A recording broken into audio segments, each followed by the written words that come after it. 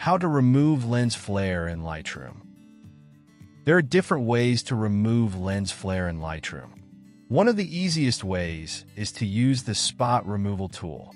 To use the spot removal tool, first, open your imported photo in Lightroom. Navigate to the Develop module. From the toolbar, select the Spot Removal tool. Choose the Heal option for a more natural blend. Adjust the size of the tool to be slightly larger than the lens flare spot. Click on the lens flare to remove it. Lightroom will automatically select a nearby area to blend in. You can also use the gradient filters to remove the lens flare in Lightroom. By selecting either of the two gradient filters from the toolbar, drag the filter over the area affected by the lens flare. Adjust the exposure, highlights, and shadows to match the surrounding area. This helps to blend the area more naturally.